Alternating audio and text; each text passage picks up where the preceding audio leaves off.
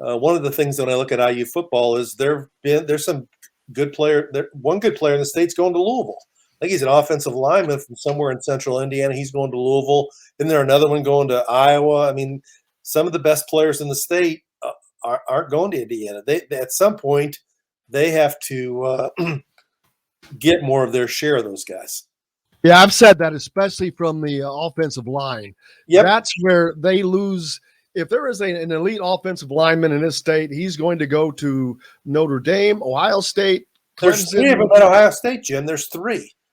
Yeah, that's well. When Ohio State and Clemson played for the national championship, there was 2 former high school teammates facing each other.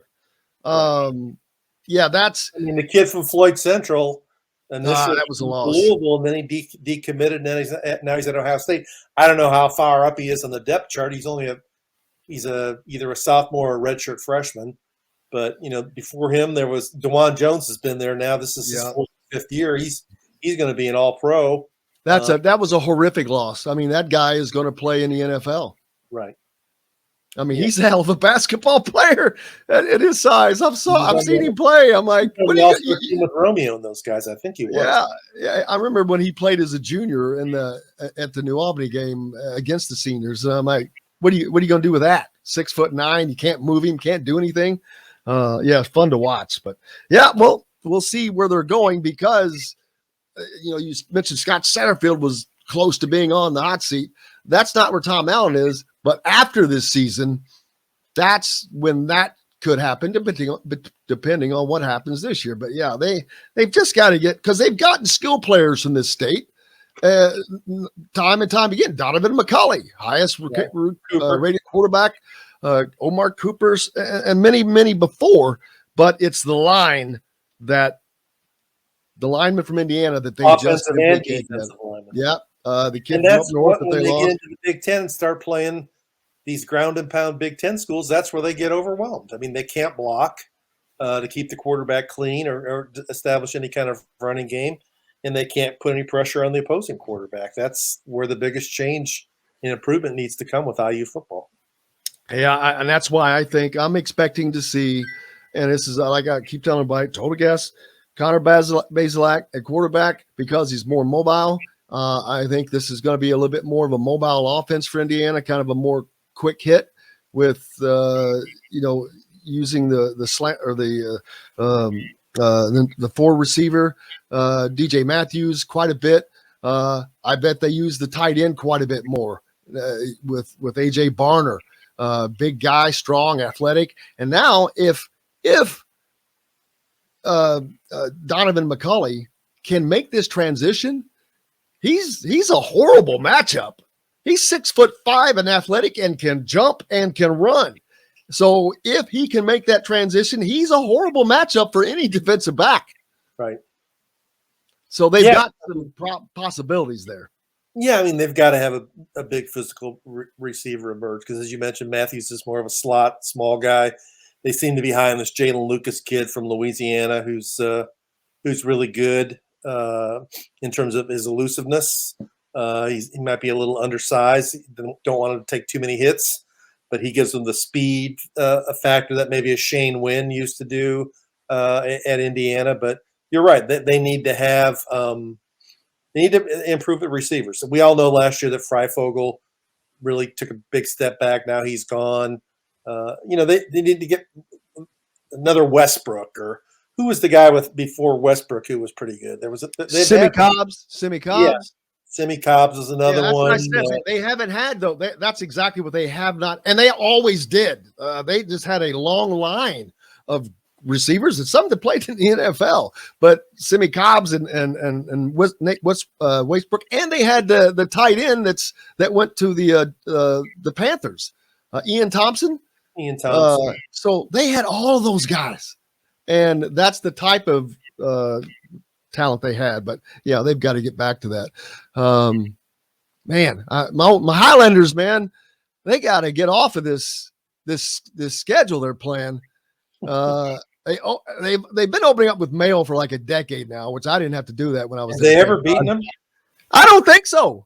And Mayo's coming off of another big run to the state state title, whatever, and they play Manual back to back.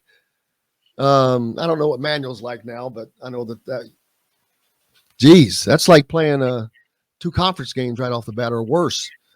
The importance for Indiana on this Illinois game, oh yeah, I'm going to get to that in a minute, is immense, in my opinion, Rick, because that determines, I don't want to say the rest of the season because there's nothing to say that you couldn't turn things around, but the win, getting that win is of uber importance because there is the possibility of going 4-0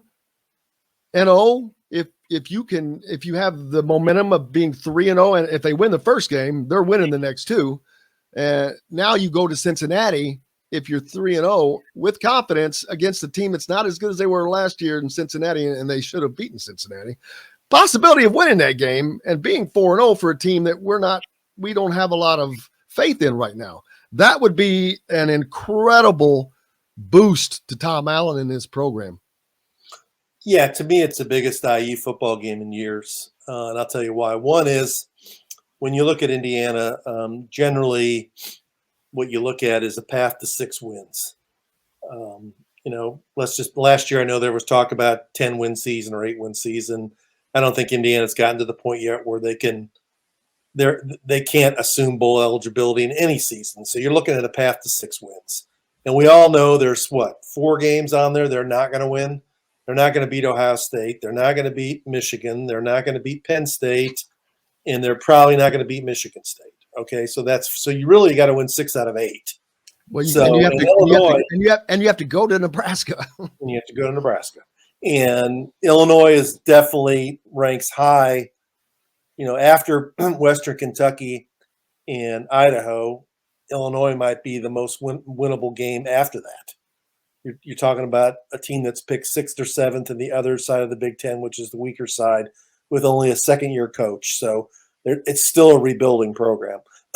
Plus, it's a home game with your fans who got jacked up for last season and were let down, and you have to prove to them that you're got the program moving in a positive direction again on a Friday night game at 8:00 on national TV.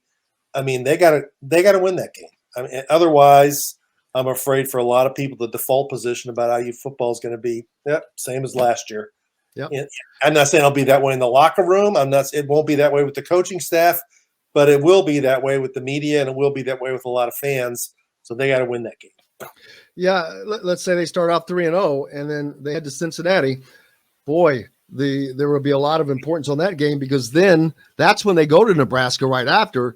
And Nebraska is, while it's a tough environment, Nebraska is not. They're not picked to win the Western Division by any means. And Indiana has proven that they can win there. They did that a couple of years ago. And this game will have no less of importance. But my God, if this team could do the unthinkable and go into Nebraska 4-0, oh my God, how much hype would be on that game? It would be nuts for the team that we look at as being so uncompetitive last year. Yeah, then you'd have back more of the positive vibes around the program of the way Tom Allen connects with the players and LEO and all that stuff. I mean, to keep all that vibe going, you got to start having some victories. And there's so much mystery about this team. We don't know who the quarterback's going to be. We're pretty sure that Shivers is going to be the running back, but haven't really seen him play that much. Don't know, how good he really is. And we know he came from Auburn. He had some good games, but can he be an every down back?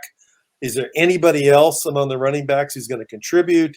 There's a couple of new receivers who've transferred in, Cam Camper and the kid from North Carolina. Right. Then you look at the offensive line. It's most of the same guys back, and people are down on Darren Hiller. Is the offensive line going to, become at least functional? The offensive line is the most veteran returning group. Right. And the kid, what's the kid at Haggerty? He's the one who's getting the most acclaim as being a potential NFL type player because of his size. And he's sort of a late developed. Didn't he come to football late? He's kind of a late developing player. Yeah. So he needs to step up and play. I mean, they need to get and then defensively, they got a lot more portal guys there. You got Tevis from California on the defensive line. You got Jennings from Miami at linebacker. You got Jared Casey, who I wrote about today from Ballard High School from Kentucky, who 2 years ago he played a lot at Kentucky, and then he got recruited over and lost his playing time, and he's now at IU. I think he can be a good player. So some of these guys have to step up and play. I mean, the kid Miles Jackson was a highly ranked recruit who went to UCLA and comes to Indiana. These guys, a number of them were highly ranked players coming out of high school. So this is their second chance. They come to Indiana thinking they're going to play immediately. So let's see what they can do.